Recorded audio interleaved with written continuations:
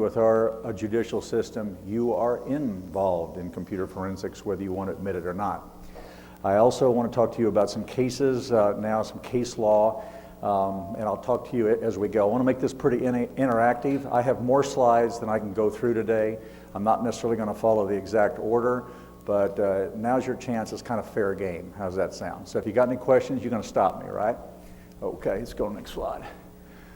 I'm going to talk to you, this is a very fast-paced kind of material, introduction to practices. I want to talk to you about kind of techniques and tools. I've got some people in the class here who are involved in my 2-day kind of hurtful experience. And I teach a pretty intense class. This is not the same kind of material. There's no hands-on training here. If you want hands-on, you need to come to the 2-day thing so I can really hurt you on that. I want to talk to you about some issues about conceptualize the content very clearly. So I want to speak real plainly, and yes, I'll try to talk American versus Texan.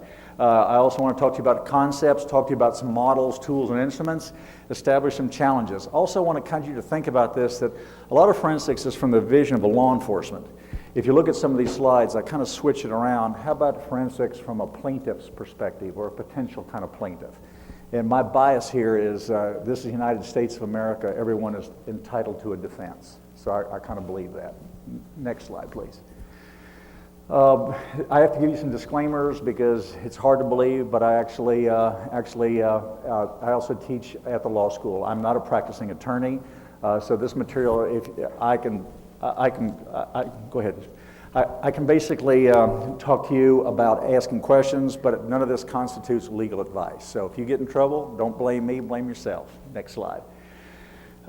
Yes, at the University of Texas now, they are very interested, attorneys are interested in digital devices.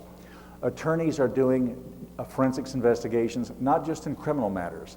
Ladies and gentlemen, these are also being used in civil kind of disputes. Believe it or not, computer devices have been used as evidence in divorces. So this is kind of an exciting area for all of you to start thinking about. Next slide. I'm not a practicing attorney. I do have skills. Basically, I'll do either side. I'll do defense and prosecution. A lot of the law enforcement people don't like that. Frankly, I don't care what they like. I really do stuff in client platforms, also what I would call servers and peer-to-peer systems and good old PDAs and also software codes, okay? Entire risks of this slides, of this whole presentation all belong with you, not me. Next slide. Okay, I have no discussion here about warrants, kind of procedures, honeypots, investigation kind of stuff. I also do not want to talk about Patriot kind of issues.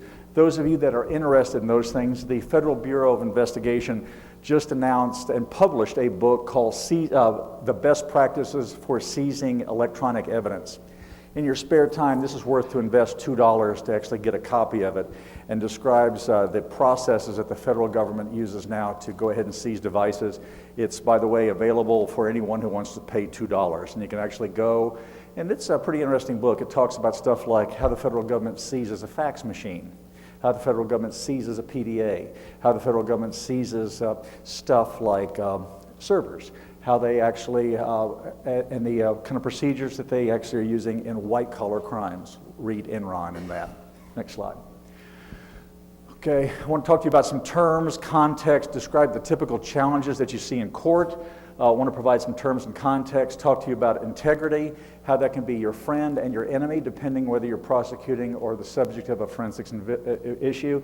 Talk to you about the relationship of forensics, why forensics is not necessarily incident response, why incident response is totally separate from the idea of computer security. Next slide. Then I want to go through the idea of what a document is, and when someone in a legal requirement calls a document, what they're really talking about is data in context. A record is a document preserved. Yes, an electronic string, a string of characters, meets the legal definition for a document.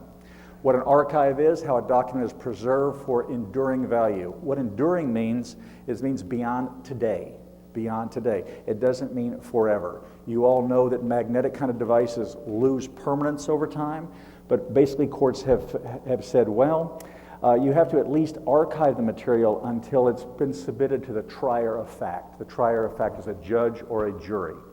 Beyond that, you have no duty to preserve any information, archive it beyond its presentation to the trier of fact. This is kind of interesting because there, believe it or not, have been cell phones that have been seized 5 to 6 years prior to trial, and yet the prosecutor has to keep those devices hot.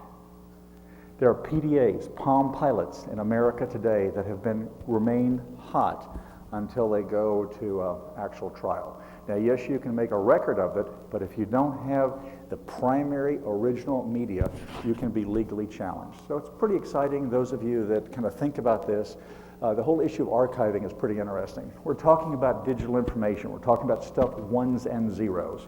At the end of the day, digital evidence, Windows XP, PDAs involve ones and zeros. The theory behind this is any human interaction with these kinds of devices creates artifacts, something that is left there. Artifact is something that's created by humans. Artifacts does not equal evidence.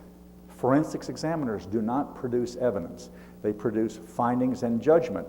Evidence resides only, the term evidence belongs to one person only, the trier of fact, the judge. You can present information, it's whether the judge wants to accept it. In the US, we have strict rules for types of evidence. There are two major classes, civil and criminal. In other jurisdictions, you don't have those rules. For example, in Mexico, if a forensic examiner presents a log file, the judge may say, I like the examiner, I trust him, I'll accept it. But in the US, sometimes log files cannot be submitted as evidence. Next slide. Terms of context, you do what's called a media investigation, or the medium, where the investigation on the physical kinds of media, that doesn't mean a logical device, a physical device where information resides. Then the duty of the forensics examiner is then to go to what's called the technology presentation, which is investigation and the refreshment of information technology from a legacy environment, which is in some cases called a suspect media, then to its replicated version. If that investigation is not done correctly, you cannot prove that the evidence is in fact valid. And this is why you hear the term imaging or forensics imaging, which is a special bitstream copy of the subject media to a replicated version. The classic standard is you do not necessarily want to investigate the original suspect media unless you have special dispensation by a court. I'll talk some about that later. Then there's the evidential investigation, which is addressing the integrity and authentication of information, protection of changes. That's why we do stuff like hashing, where you hash a subject device and you hash its copy, and if the hashes match, courts have held that you have made an evidentiary copy. If the hashes don't match, you have problems. Now, that does not mean the information cannot be submitted, but you have to normally explain why a hashing doesn't match. Now, you all would agree that hashing is a stable technology. We understand how to do a hash of a drive. You'd agree with that. We know MD5 is one hash.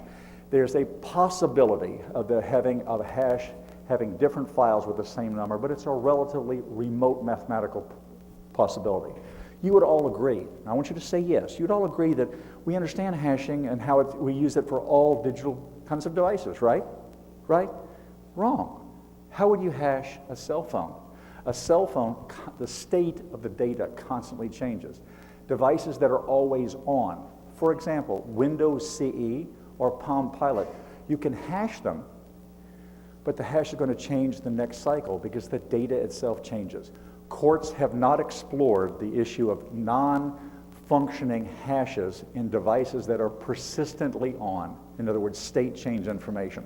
The law will catch up. But frankly, for devices like XP, which you normally have to kill, in other words, it's a dead forensics investigation, the system has been powered off, we would normally use hashes. But on devices that are always on, for example, if you're using a FireWire device, this is an iPod is on.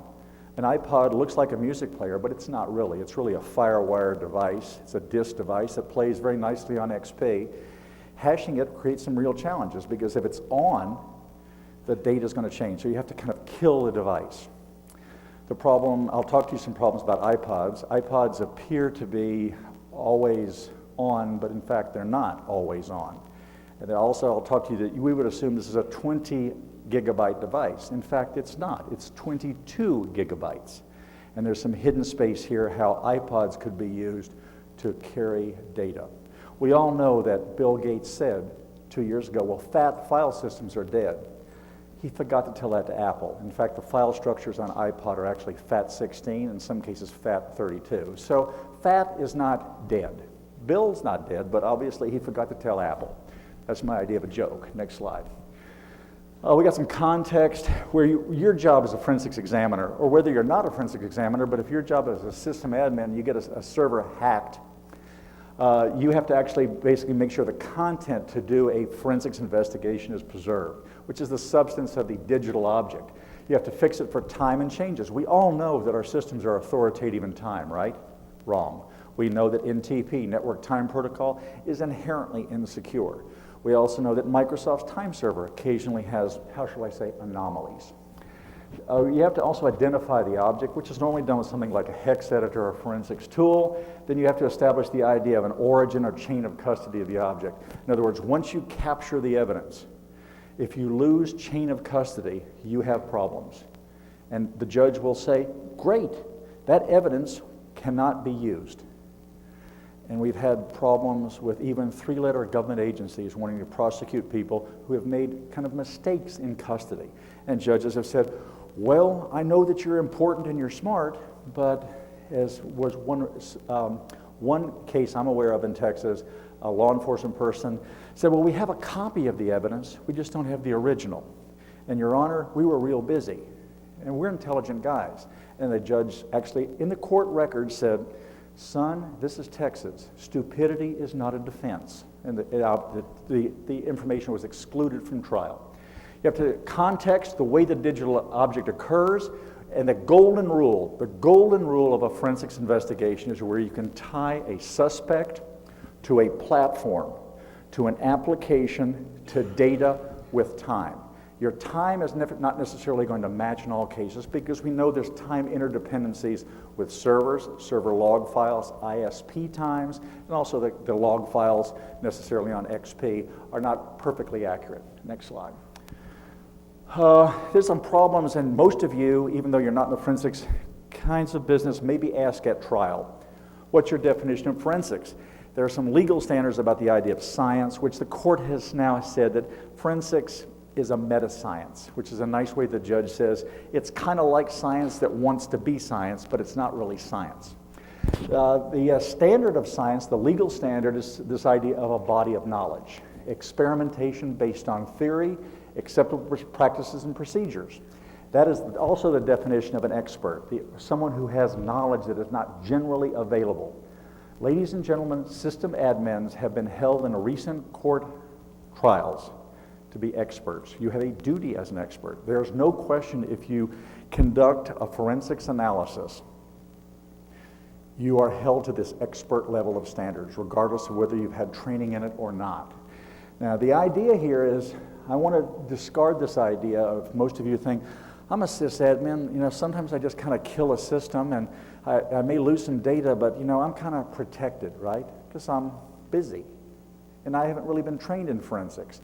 Those of you that have some spare time, there's a book for sale, which is actually kind of interesting here, called A Guide to Forensics Testimony. I'm not the author of the book, but I know both of the authors.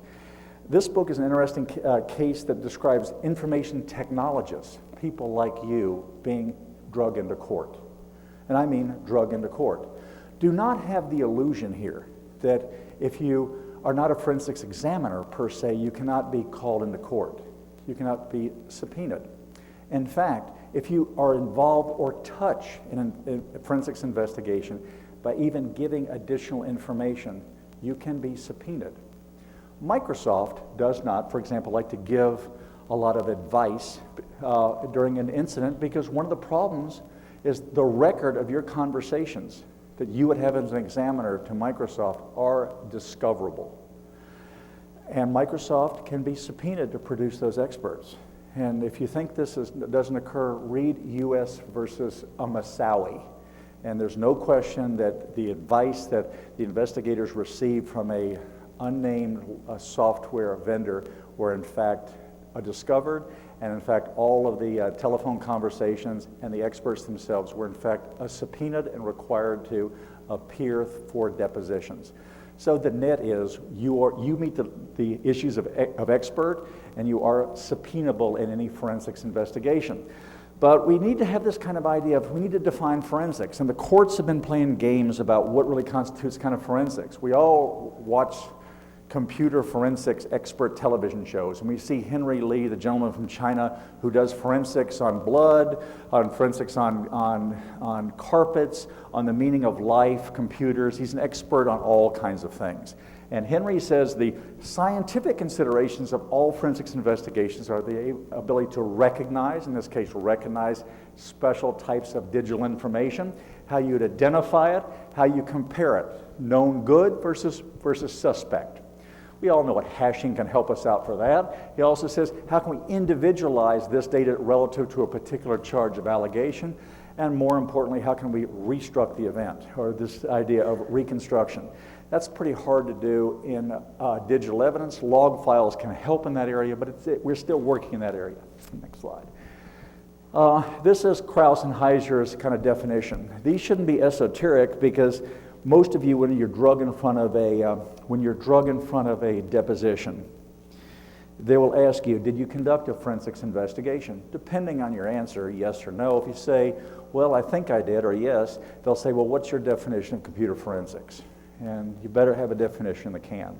This is Krauss and Heiser. They say computer forensics involves the preservation, identification, extraction, documentation, interpretation of computer media for evidentiary and or root cause analysis. I have a problem with that. Anybody see a problem? Computer media. Well, computer media is normally ones and zeros, right? Right? Well, there's something in a lot of the print buffers, now in printers, and paper records are in fact media, but they're not necessarily digital media. In fact, most of the Hewlett-Packard large printers now contain microdrives. Those microdrives store something called the EMF, basically a metafile, enhanced metafile, which is the print record of the print before and after printing. And if you take apart one of these printers in your spare time, you'll find something kind of interesting. You'll find the equivalent of a 1 gig drive sitting in printers.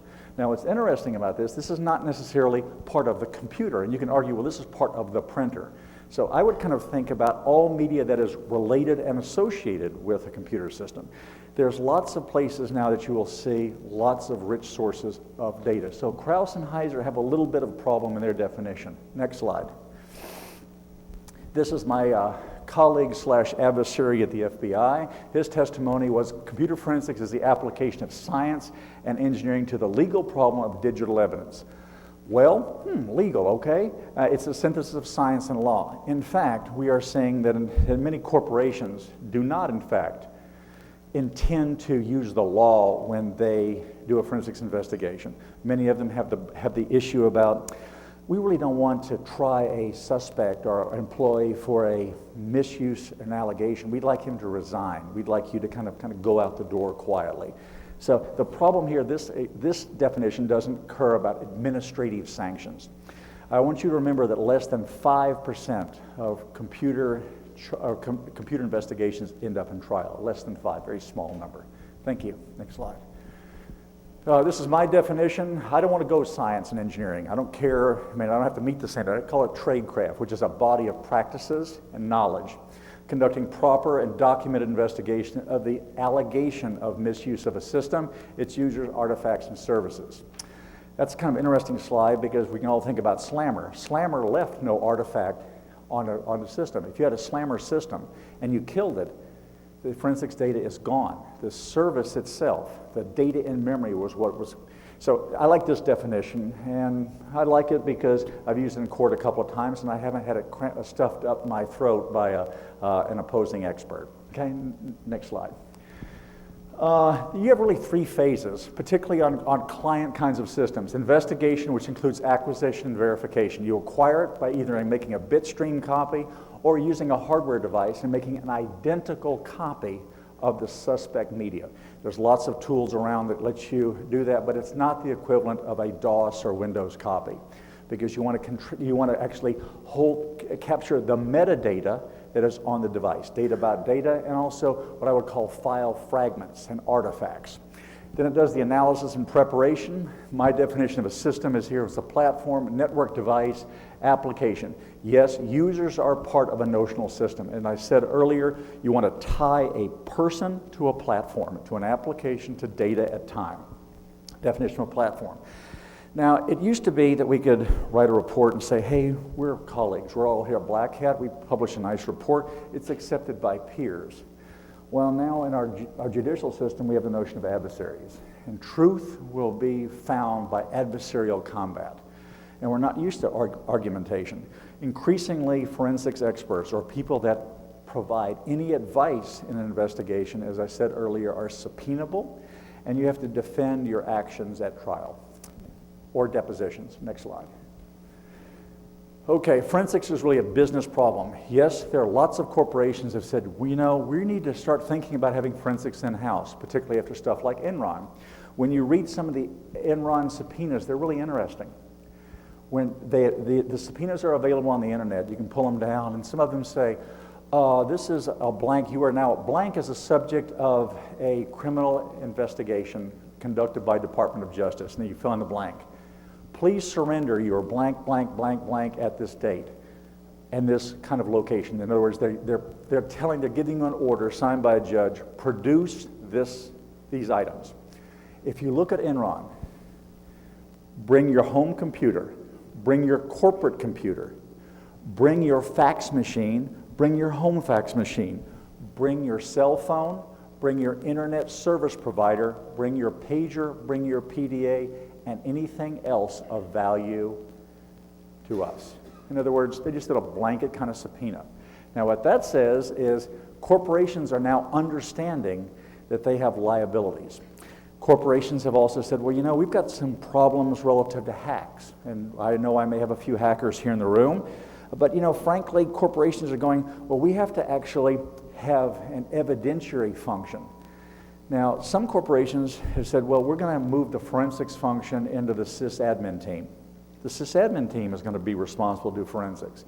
There may be some liabilities there because do you want the team auditing the processes and procedures of a team that they in fact may have failed? In other words, would you let a physician who perhaps potentially was accused of killing a patient also do the autopsy?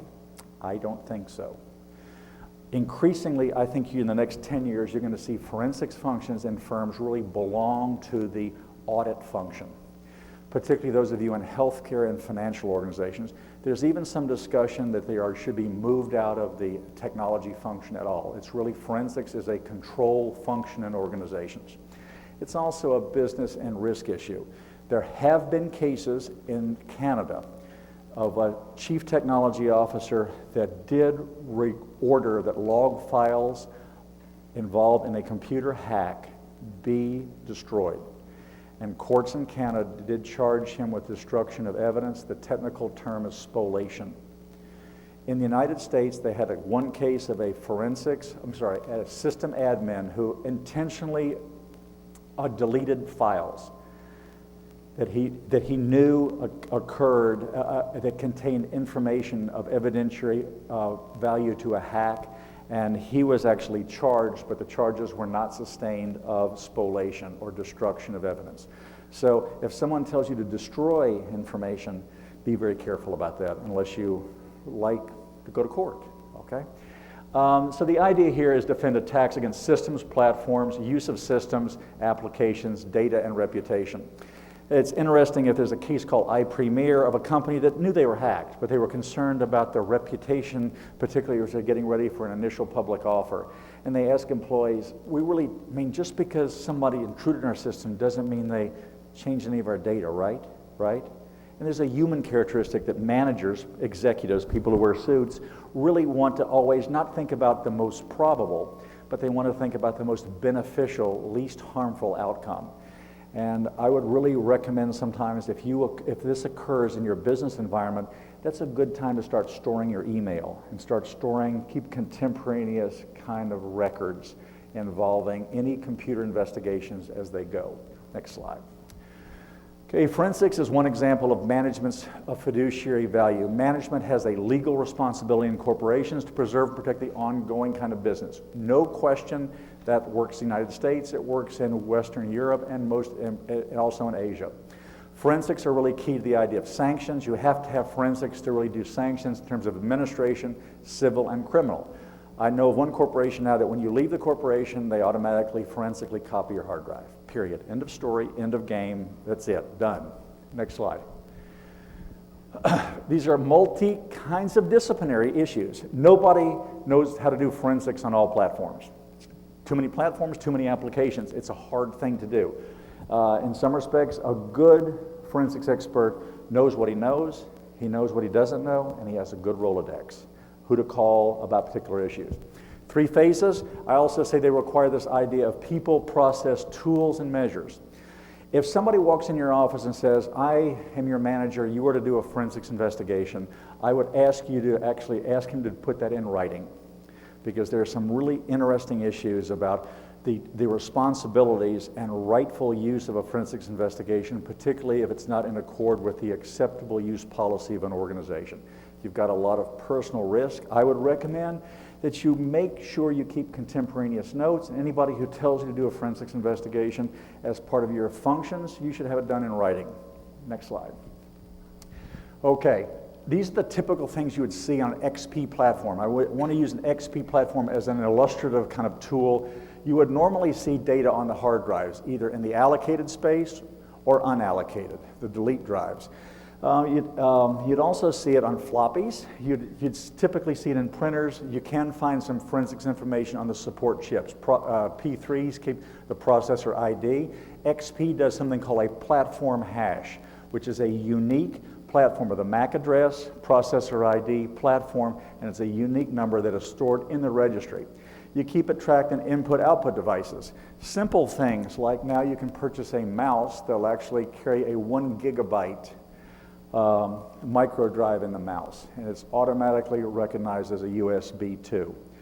Processor IDs I talked about. The legacy files are also an interesting place because XP every 30 days does a backup by itself, automagically. And that backup data actually shows what applications were installed 30 days ago.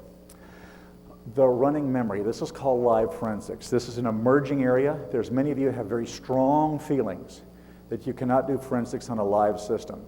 I know of no current legal action that involves forensics done on a live system, but it's coming. It's coming. We all know of systems that have to run. What if, for example, you're a large computer corporation, you're taking $20 or $30 million of orders every day off a server, and you know the server's been compromised? Do you kill it?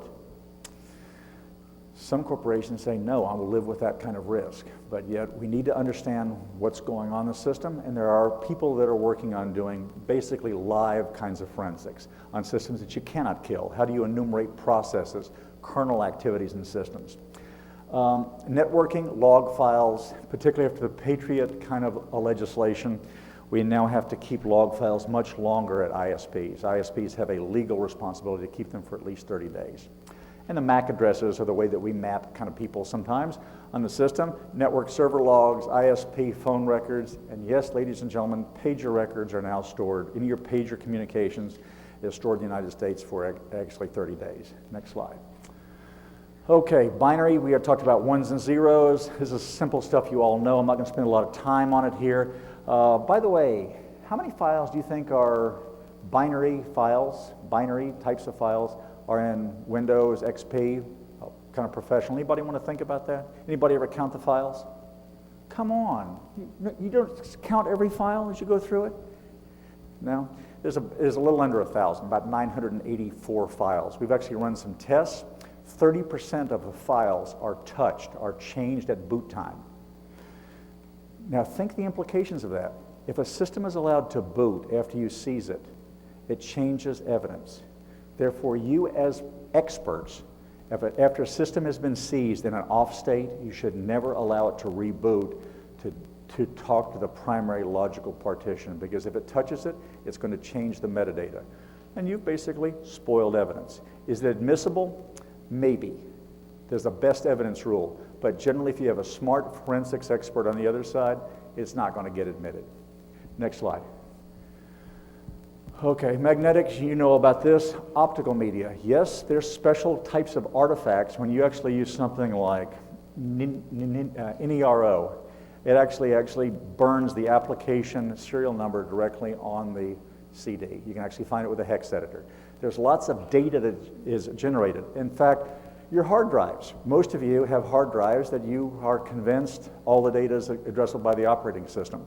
In fact, on hard drives, on most notebook computers, there's something called an ESN, and ESN, and a equipment serial number, which is a unique, non-readable ID that is on the media itself that is not addressable by the operating system. It is outside the logical partition, and yet it can be used for forensics investigation.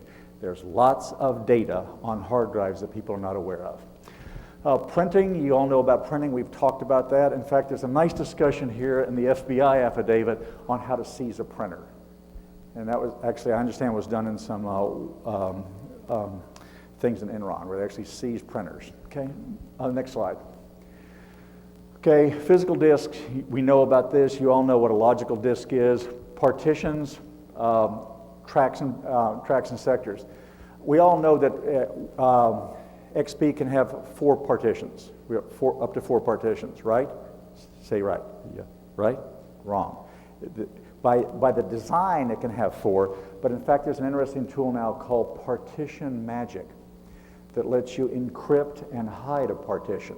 You can't see it from the operating system itself, and it represents a real challenge for forensics examiners. And we all know that the hard drive itself, the primary hard drive, is the only thing that really is important. No, in fact, you have 2 hidden partitions in the Apple iPod. You can't see them unless you go through the hex editor, but the partitions, in fact, are there. Next slide. This is a schematic. There's a whole other course in terms of how hard drives work. It's a pretty exciting kind of area, particularly on stuff like hard drives you see on cameras. Sony now has a 1 gigabyte hard drive that's built into their new camera. And this is basically a hard drive that you would see like a computer. And by the way, who would like to guess what the file system is? FAT16. And I think Bill Gates forgot to tell Sony about FAT being obsolete. Next slide. Next slide. Okay, forensics data, next slide. Okay. These are there is a system serial number that is unique, which is basically the serial number that's automatically generated. It's guaranteed to be mathematically unique. You can, if they register the system, you can bind the particular platform to the registration. Those numbers are supposed to match. Some controllers do have unique serial numbers. In fact, almost all of the SCSIs have a unique serial number assigned by the manufacturer. Processor ID is disk serial number. You know how all of the MAC addresses are assigned. Yes, they can be spoofed. And if you go through the res kit for XP or Windows 2000, there's a command called get MAC, and you can actually yank the MAC off the kinds of systems. There are some companies that sell a PROM burner where you can actually change the PROM, but I've rarely seen them used.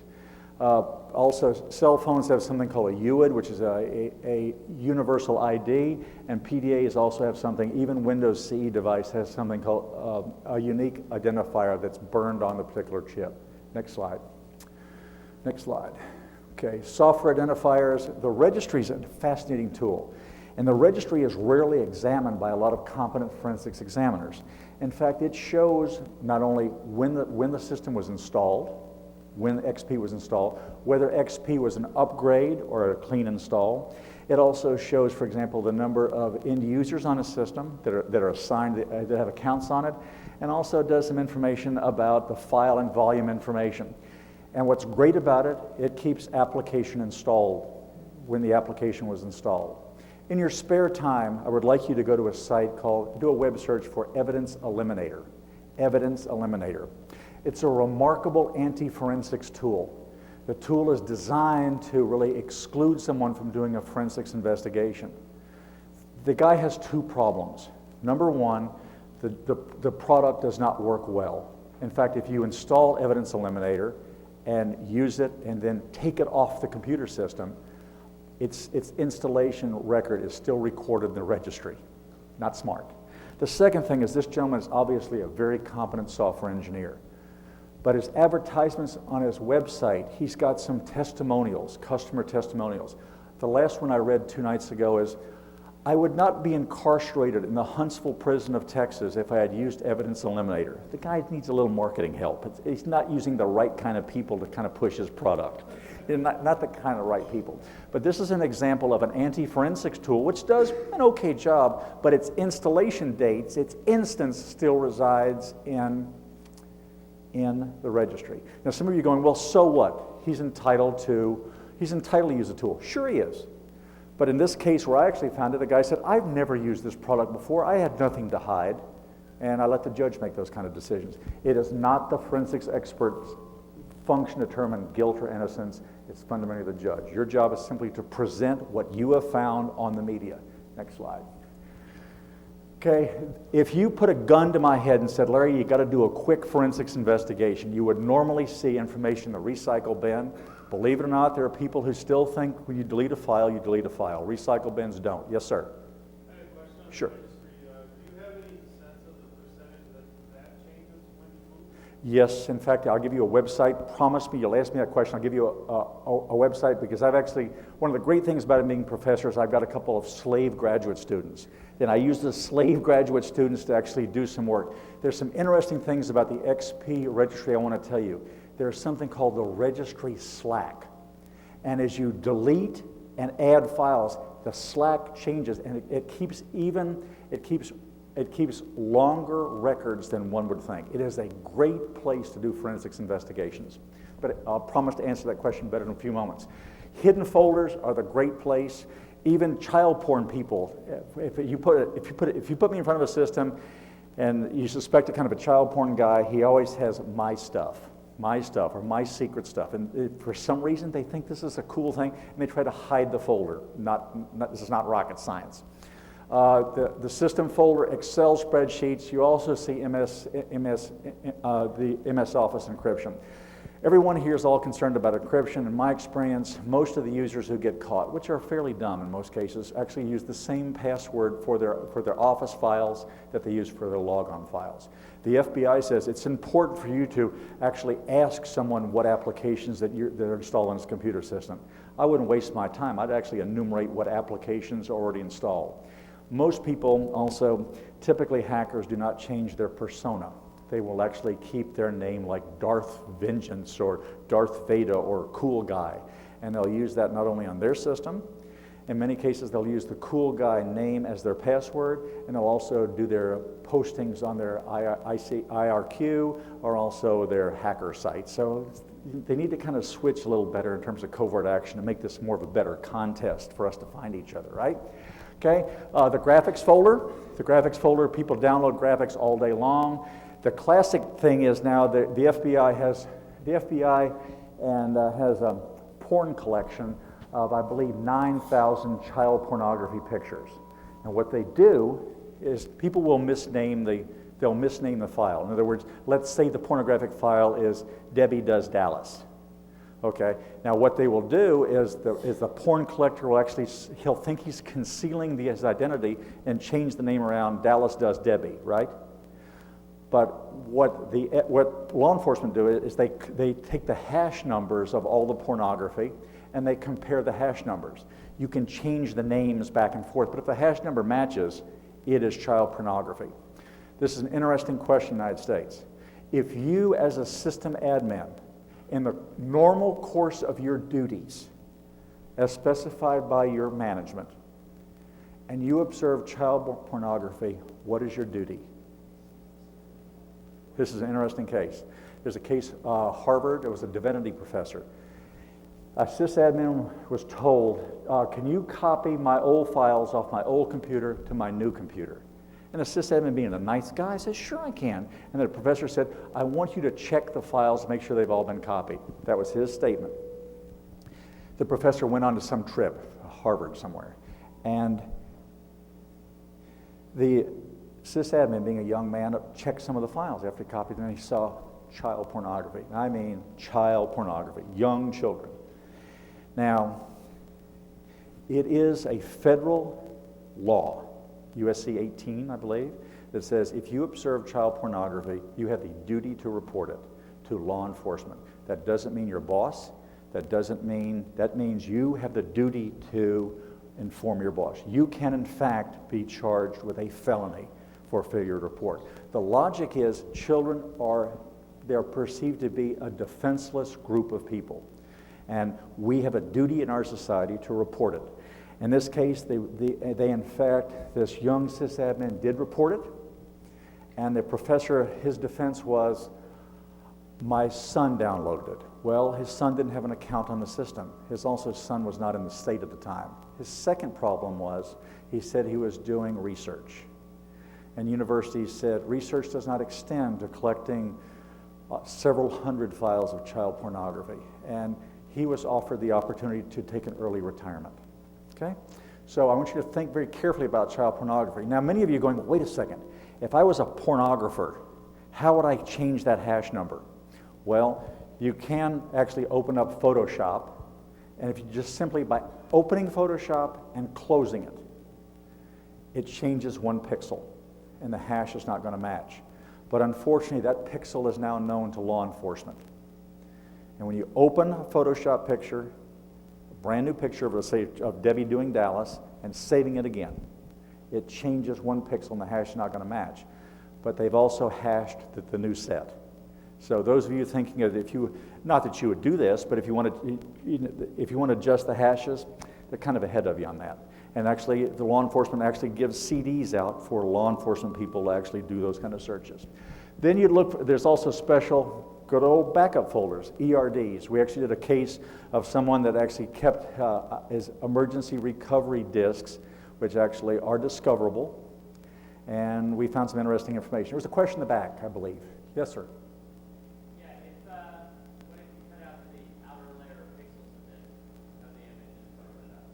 If you cut out the outer layer, then someone is going to be using a tool like EnCase is going to look at each one of the images. They look at each one of the images, and the examiner says, this is suspect kind of media, and then they drag someone who's been into court, they drag an expert in, and they have a 3-day course on how to basically identify child pornography. And they teach you anatomy and this kind of stuff, and there's an expert. These are not, they used to be MDs, they're not MDs anymore. The people have gone to this 3-day course, and they kind of say, yeah, it is or isn't. So it requires a physical inspection. But there are some very fast tools. ACDC automatically enumerates all the graphic files on a hard drive very, very quickly. So you got an examiner who goes through it real fast. Next slide. Okay. The SID, you all know about SIDs. SIDs have been accepted now in court. U.S. versus Massawi, U.S. versus, Reagan. The report was actually done by a third party, and there was actually SIDs used that mapped a SID to a particular application. The court says, great, we accept that as evidence. You can see where the SID is. It's right there in the registry. Next slide. These are special tokens. There are some tools around to break EFS. We all know that encrypting file system is supposed to be secure. One of the great lessons of history is nothing is secure given a determined attack. We all know that. Event logs. I've done a lot of XP work. I've never seen logging turned on yet. Someday I will. Someday someone will turn on logging, but we never seem to get around to it. To get back, we have a security ID that can compare ID user to account, GUIDs to object, processors. By the way, if you're starting out in forensics, get the res kit for XP or the resource kit for Office 2000 also has some really nice kind of utilities that have a forensics flavor to them. Next slide. Okay, the registry find, these are special IDs. You can go through a database. These are stores, and that's why I love the registry. I mean, the registry is a really good place for forensics information. Next slide. Okay, uptime on servers, display system uptime. This is really interesting. Sometimes, if those of you that are interested in server kinds of stuff, you can do a virtual address kind of dump, actually. And one of the things I'm really interested in is doing forensics on live systems. I think it's going to be a really big growth area. Where locates files on a hard drive, and there's something called a visual file information. It's basically a nice function to go ahead and it's equivalent of a visual kind of grep. And you can actually look for the file attributes. ACLs, it displays the security options for systems folders. Next slide. Okay, DOS attributes you all know: read, write, archive, and system. These will always be found on NTFS file structures. They're not necessarily on FAT16 or FAT32, but rarely do you see XP with FAT32 anymore. People tend to use the normal NTFS. Next slide.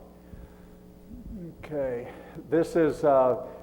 These are normally read, archive, system, hidden. One of the great things is, one of the great questions you always get asked well, was there any reason that a normal user would have tried to hide a file that you would normally expect not to be hidden? Wait, I observed that a kitty porn file was hidden. Would there be any normal reason that a typical user would want to hide a file? No. The answer is no. Then in-case, which is one particular tool, it reports something called a create access written in system, cause, the way you remember it. The takeaway here is the file reporting really depends upon the application or the forensics toolkit. Be careful, because sometimes attorneys like to trip you up. Second takeaway is you should expect, if you do a forensics report, you must expect that the opposing party have also hired a forensics expert. And every line, every word, every procedure, every process is subject to his review. And some cases they will ask for a copy of your report, a copy of your image file, and a copy of your suspect file. Next slide. These are file attributes. We can skip that one fast. Okay. These are file attributes. People will try to clear file names, add, all that. Alter, times are rarely authoritative. Particularly on sophisticated guys, they'll try to change the times, but you can still kind of figure out what they're doing. So I really rely on times just by themselves. Next slide. Okay, next slide. Those are binary bits. File extensions. XP is totally indifferent to file extensions. You can name a .dll, .exe, get away with it. The file may not execute, but the file extensions. Now, one of the great things about hashing is each one of these files contains a unique signature, which is really the metadata that normally occurs in the first few bytes of a file. So a file may call itself a .exe, but it's only an exe if it has something in the first and second position called an MZ marker, which is basically said this is an executable file. People will try to rename files and think they're hiding data. It is very, very fast to find mismatched file signatures. And there are forensics tools that do this very, very quickly. Next slide. Okay, problems with forensics. You will also see multiple file names. Yes, you cannot have the same file name in a folder, but you can have it in different folders. Duplicate files are big problems. Name and contents, DOS versus Windows. You can have a 256-character file name on one side of each extension if you want to. Non-English syntax. Yes, these are not ASCII characters. These are, in fact, Unicode. I was involved in a case where they knew this was a Mr. Bad Guy doing money laundering information. And they had the image. And the cop says, we can't find any data on the system, but we know the guy was actually a bad guy. And I said, where's the computer? And they said, Leibrock. We don't need the computer. Here's the file. I don't want the file. I want the computer. Well, we don't know where it is. I said, I'm not doing anything to find the computer. They finally found the computer, and they were searching for a Hispanic citizen. He had a Hispanic surname, and they assumed this guy was using a Spanish language keyboard. You can search for money all day long in English. You're not going to find it in Spanish, but this was a good guy, and he was using an Arabic keyboard. Even though he was a Mexican citizen, he was also of Arabic background, and he was using an Arabic keyboard in the system. And you can grep all day long for sex, drugs, and money and not find it unless you have the keyboard. So non-alphabetic characters in Unicode are a real challenge, Promise me, when you're involved in a seizure, you will drag whoever's doing the investigation, say, I want to see the platform. I want to see the computer. Because if you don't have the computer, you can spend lots of time grepping for the wrong kinds of terms. Special file conventions, beyond the scope of this class, there is something called Microsoft, basically, data streams. It's files that look like something like Object OLE, which are really a special type of file structure. Yes, there have been cases of data being hidden in file streams that were not easy to find, and you've got to have specialized tools for that. Next slide. Okay, file specs. You can buy a book on file conventions, but it's obsolete the day that you get it. This website kind of opens up the file specs. If you get lost, it helps you ID files. And you will normally see about 20 to 30 different types of files in a typical investigation, at least that much, at least. Next tile. Okay. These are the data streams. I don't want to spend a whole lot of time on the streams. Just be aware that data streams are available. There's a couple of forensics kits that actually will enumerate all streams of data on the image. Next slide. Anti-forensics. Yes, one of the challenges on XP, on some installations you can have a remote desktop and a person can try the allegation, well, someone else did it. Well, that has never been successful yet. Someone may be able to say there was some back door. There have been problems with what I would also call cleaning a registry. Some people have actually tried to use a tool called Reg 32. It doesn't clean it up that good because the registry is real big. If you print the registry out, you're going to be here a long time because it's a big thing. The secured delete is an interesting tool. Does a fairly good job. And if people want to use it, use it. Encryption, typically PGP. There is no question, ladies and gentlemen, that PGP has been cracked. If you don't believe that, go do a web search under Hansen, Hanssen. He was a former FBI agent who was working for the Soviets. He did encrypt some of his information in PGP, and the FBI did admit in the affidavit they did crack PGP. So there's no question that those of you think that, well, I can hide my wares under PGP. If you piss the government off enough, they're going to find it. Okay, that's my opinion. Hidden encrypted partitions, evidence eliminator. Yes, if you read 2600, which I do, there's a guy who's actually designed and trying to sell an anti-forensic system. Runs totally out of RAM, so when the cops knock on his door, he pulls the plug and off it goes. That's great, but I wonder what he does when they have thunderstorms. I've been wondering about that, how he loses power and all that. So you can actually buy special anti-forensics tools. There's a company in Finland that builds an operating system within an operating system that uses special file structures that's designed for people who really value privacy, okay? STEG, I don't want to talk about here, but STEG is getting to be a big problem, and we're actually seeing STEG in some money laundering applications. And we talked about Windows Washer. Next slide. Okay, anti-forensics toolkits. Okay, we got a few more minutes. Keep going. Next thing. These are toolkits you can do. These toolkits really do 4 kinds of things: data acquisition, verification, analysis, and reporting. It is easy to spend $20,000 to $30,000 with forensics tools. You don't need to spend that much. You do not need to. You can start off with using hex editors, and you can use some really advanced tools like Unix DDs. And a DD will do a good job in making a nice forensics bitstream copy. Next slide. Okay, next slide. I like to use hardware because I do it stuff fast, because at the end of the day, the way I make a living is time to solution. Do a job fast, hardware is going to be faster. You can actually buy hardware blockers, and actually it blocks your ability to write to the device. You put the suspect media in there, and it yanks all the data off into another system. Pretty fast. You can actually buy FireWire devices now in SCSI 2, copy pretty fast. Next slide.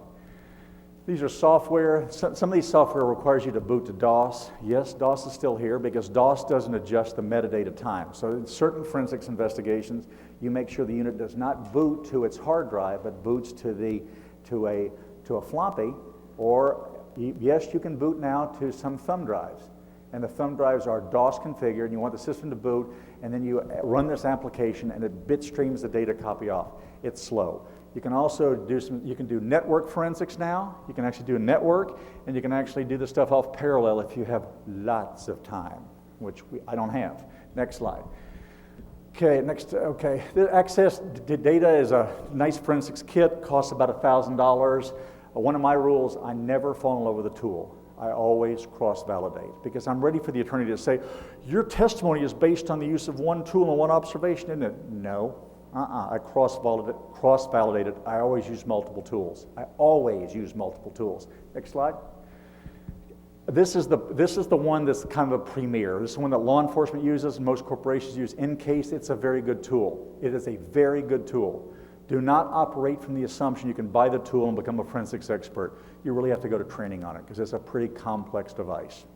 And if you're going to use a tool, if you're going to invest in a tool that costs $2,000, get some training on it. Hands-on experience. And promise me you'll do forensics practice before you do your first job, because otherwise it can be a long day. Next slide. This is what I like to use, Hex Workshop, and there's another product, Evador, works pretty good, or Vidor, next one. And next one. iLook is for law enforcement only. This is interesting. Law enforcement say, we have a secret tool that we're going to use to send people to jail. We're not going to let anybody else have it. Well, there's some attorneys who say, no, wait a second. If you're going to say this tool works, then give us a copy. And the judges are looking at this very carefully. It's just a matter of time before a judge tells the FBI, bring that tool down here and give it to the defendant, because the defendant's party, because they want to look at it. And the FBI wants to play some games with it, and they can do what they have to do. But a good attorney is going to do what they got to do too. Next slide. Next one, okay. Running out of time. This is a DOS tool. Next slide. Yes, you can use Norton. Norton has been accepted in court. Norton has been accepted in court, which is an interesting kind of issue. So it's kind of okay with me. And Parabon has a really interesting tool. They've got an imaging tool. They also have a PDA device. They have a PDA seizure kit, a whole kit that you kind of plug in and just kind of let's go seize palms. And it would amaze you what some people use palms for. There's a case in Great Britain I was involved in, and a guy had an obsessive compulsive kind of a disorder.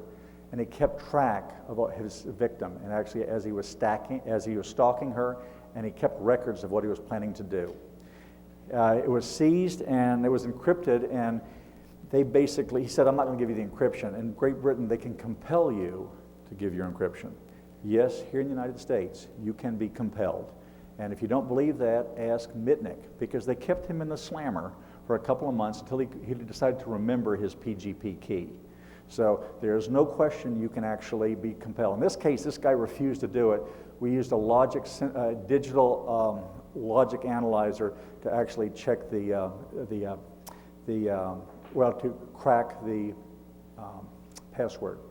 Also, do not operate off the illusion that all systems, let's say that you could put in a 15-digit password into a PDA.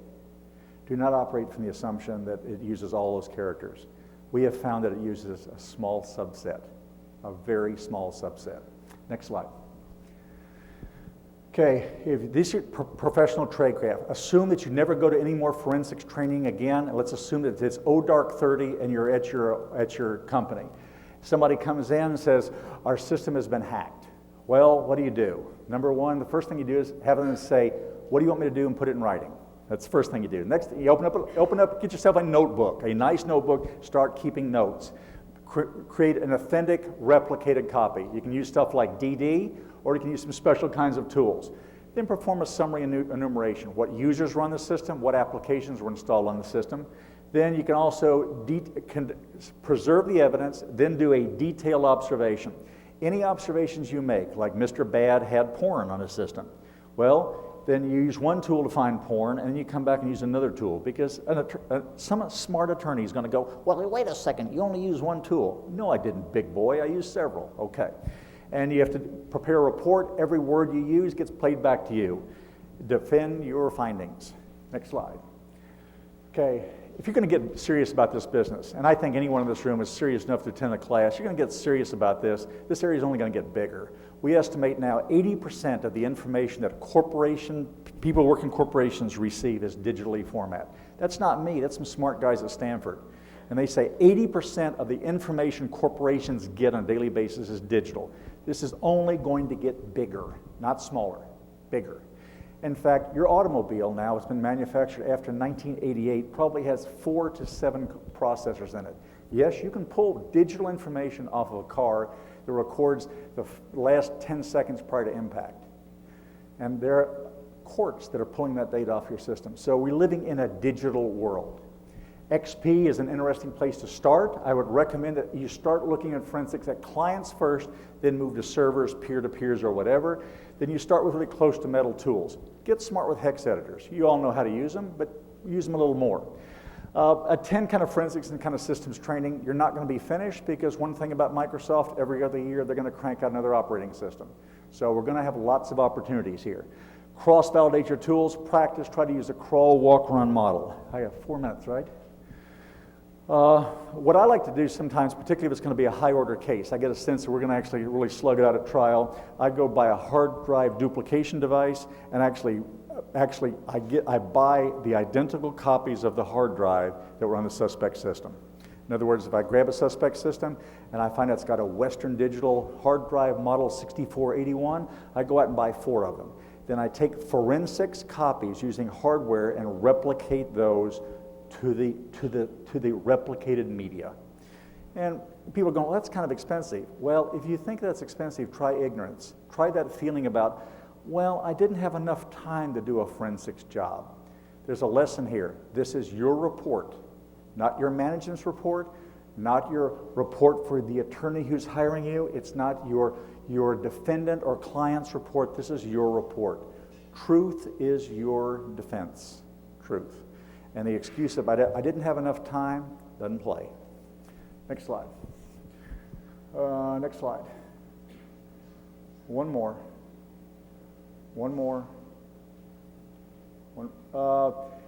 I always like a catalog. I'm a paper kind of guy. If you don't like paper, if you open up the command under XP called Notepad, it is undocumented. Type in the command dot, like a period, all caps, LOG. This is it creates a log file. Every time you open or close Notepad, it records the system date off your XP platform. You can use that for contemporaneous record keeping. And you can actually store that on a thumb drive if you like it. That's what I kind of do sometimes, but I'm also like a paper kind of stuff. My rule is 1 investigation per notepad. Per journal, I write everything in ink. I also know exactly what time it is because I use my cell phone to actually validate time. Because you always get asked by an attorney, how do you know what time it is? Well, I use my cell phone because my cell phone reports that it was this time. Next slide. Okay, you should get formal training because they will play that back to you. Because they have this rule in law called KSE, knowledge, skills, and experience. What knowledge do you have in computer forensics? How many investigations have you done? What training courses have you gone to? Those kinds of things. Next slide. I always like kind of a short report. Some people, particularly I notice in Asia, a lot of the forensics examiners like to write about the meaning of life. Big, long reports. I like to make 5 plus or minus 2 observation. There was or wasn't pornography on the system. There was or wasn't multiple kinds of users. These are normally based in assertions, true or false. You can either argue with them. They're either true or false. Next slide. Okay, next one. One more. Okay, sorry, back to the other one. This is the normal generalized law enforcement framework. That's actually an international framework. There's an organization called ICOE, International Organization for Digital Evidence. These are the normal procedures. Protect, recover the deleted files, discover any files or kind of the mismatch, look at swap, temp, file slack, and metadata. Yes, you can modify the registry to automatically, as it shuts down, to wipe the swap file. You can do that. I've rarely seen it ever done. It has an additional feature for XP because Microsoft evidently thought this was important for privacy. Hey, that's okay with me. I'm all right. Unallocated space, conduct searches for key terms, which are normally something that's relative to that kind of examination. Then files, web data, emails, file conditions, they're your report. That is your 9-step generalized framework. If you walk out with that kind of thing, you're home. You're okay. How are we doing on time? We're out of it, right? I got 15 minutes? Oh, we're going to go a little faster. Anybody got any burning questions? Come on, we got a burning question. Yes, sir. Now, go. I've seen product ads that claim to be able to do a disk dump through your report. Ignoring the speed question, how can that work without installing Leibrock on the machine first? Well, you have to actually, you do that. Actually, you have to actually, I know the tool. You take a diskette, a special diskette that has an executable on it. And you actually have to make the system boot to that, and then you have to have it to the capture device.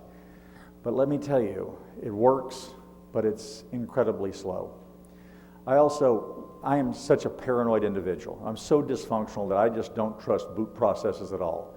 And I actually physically like to take the hard drive out of the unit so there's no possibility of data contamination. I also would like to recommend when you do this for the first few times, no, hell no, I'll tell you the truth. If you're going to do this for the rest of your life, have 2 people do it. and make sure you got a pilot and co-pilot. One person does the seizure, takes the drive out, you got another person taking notes, because at the end of the day, you get a little nervous the first few times. Or you get like me, you get old and you can't remember stuff. So if you got a kind of a co-pilot there, they're kind of going through the checklist. But to answer your question precisely, parallel ports is a parallel port copy sounds like a good marketing tool. I'd do it in a pig's eye. It just takes way too long, and I don't trust the boot processes. Now, they teach you to do that in the law enforcement courses, but they're the same people, who, I'm not going to badmouth them. Okay. All right, badmouth them enough. Yes, sir, I had a question over here. One more question. Yes, sir.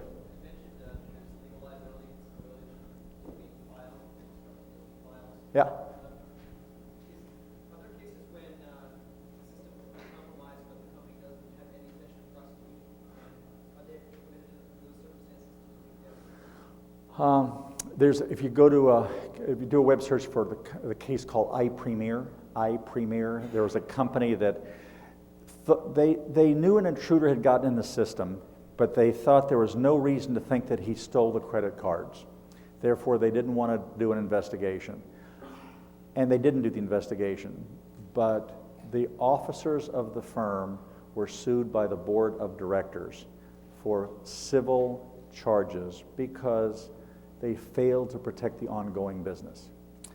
You're getting on real thin ice there. And that's when you kind of record what I used to call, when I teach attorneys, these memos, these long detail memos about how you did this under direction. In law school, we call those Exhibit 1s. If the thing blows up, this memo comes out. This memo comes out that I did delete those files, but I did it because you told me to delete it and I didn't think it was a good thing. And that's why you keep notebooks around for Exhibit 1. And my opinion is that managers sometimes, they get caught up with the urgency and they don't really take the long view of this. And if it blows up, they're going to come look for you.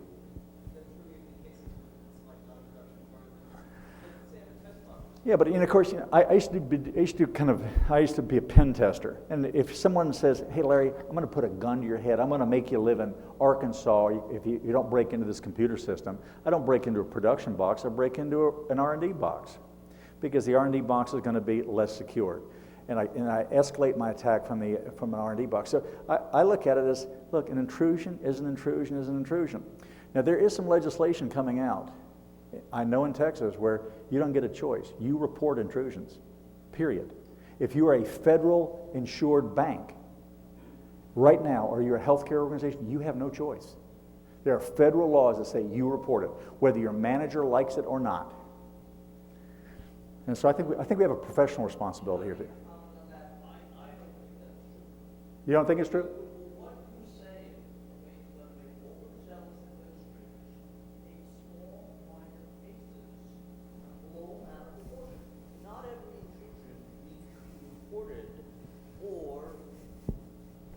There's Okay, we have employees that do stupid things, they get fired. You don't have to do a major forensics analysis.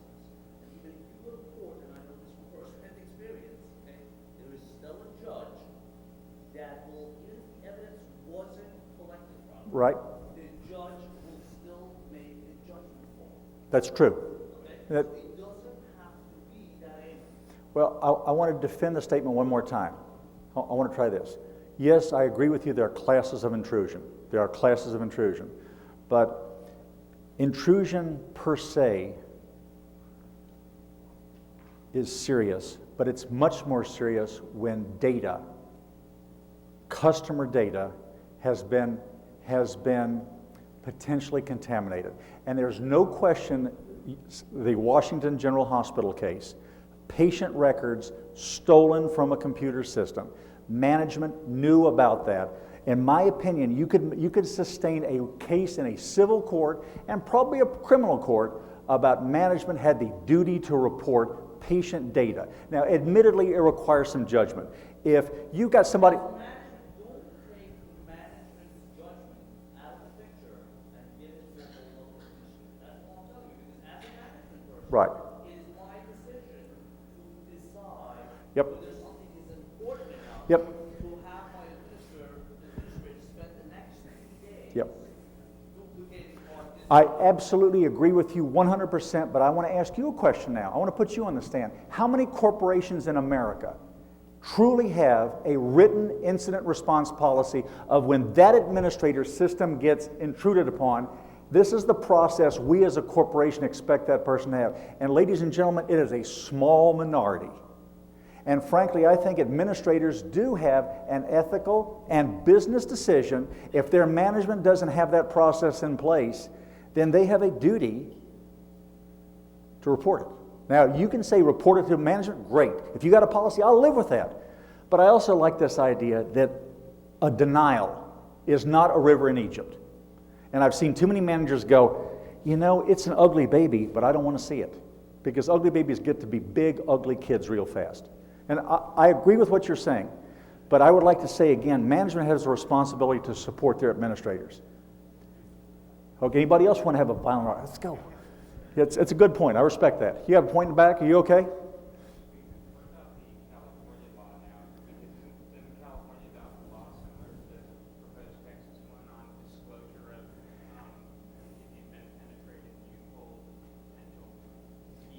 Yeah.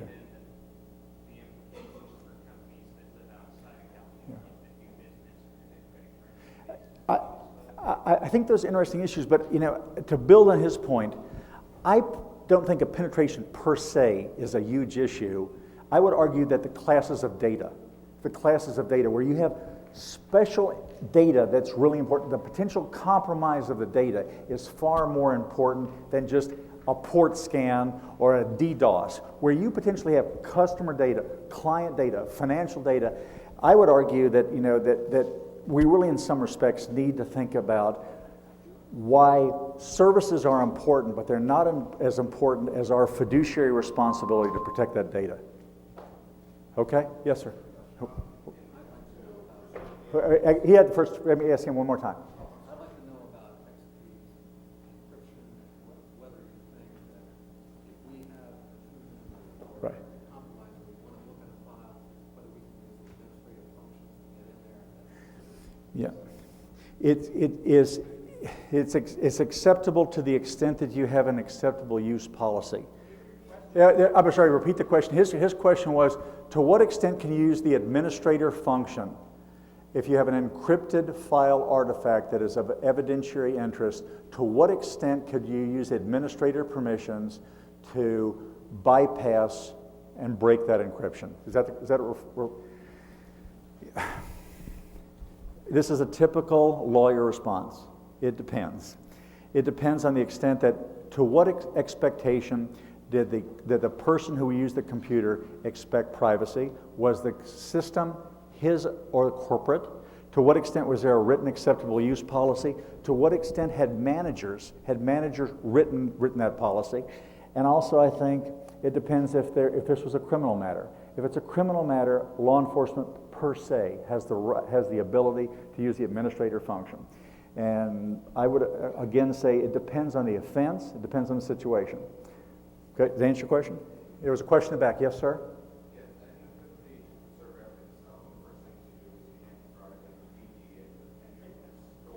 Right. But I want to kind of switch around here. Seizing clients, there's two things. If it's dead, dead seizure, but a live seizure, if it's a laptop, you yank the plug in the back and you pull the power out. But also, before you yank it, you take a photograph of it. And those procedures, you're okay with that. You know all that. Yeah. Where I'm going with this is, given the prevalence of secure deletes and such, Yeah. and users get lazy and they want to get them really quicker, they don't need the necessary number of overwrites with it. When you DD a drive, you're leaving it up to the controllers to determine whether it's a 1 or a 0, and that's what is going to be transferred to your copy. However, on the original drive, you still have all the shadow and remnant data that's there for analysis. Right. You're not supposed to touch those drives.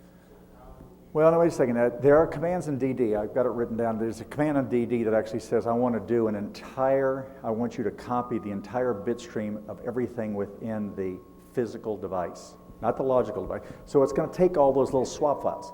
Yeah, but when I overwrite a file, right, and it was 0, I put a 1 there, Yeah. it is still remnants of that 0 sitting on the You're correct. never get from DD drive. Right.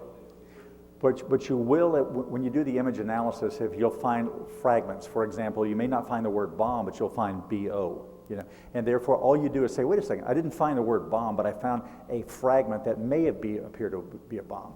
But the forensics copy, DD, in fact, if you go to the NIST site, www.nist.gov, they've got a nice description about how DD is now an acceptable forensics format, assuming that you do these kinds of things. Now, I want to drive another point home. There is no convention about a standard image file. Believe it or not, Paraben does a different image than SafeBack. SafeBack does a totally different type of image in terms of the file than Encase. So one image file is basically not the same as someone else's image file. There's no conventions on that. So, I mean, like the Paraben starts from the last cluster, works in, Encase works in the first cluster, works out. So what I'm trying to tell you is the image files itself are really still proprietary.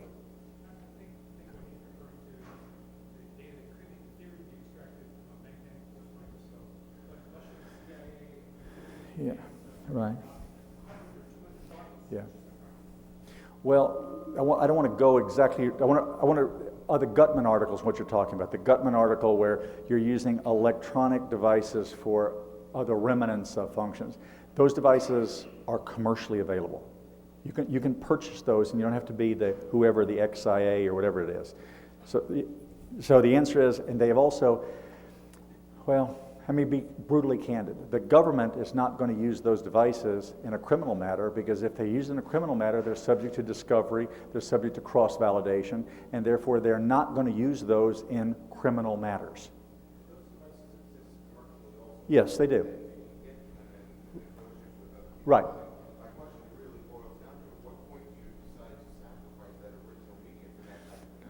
There's a special court order, it's actually discussed in here, it's called an intrusive investigation. Your Honor, because of the nature of this investigation, I may have to conduct an experimental procedure that could destroy the evidentiary image that you are trying to protect. But that is the basis of your evaluation. There are special procedures. Those I've only seen in one case, in a very special matter. But, yeah. Okay, I think we're offline and finished. Thank you very much for your time. I appreciate it. Thanks. You did a good job.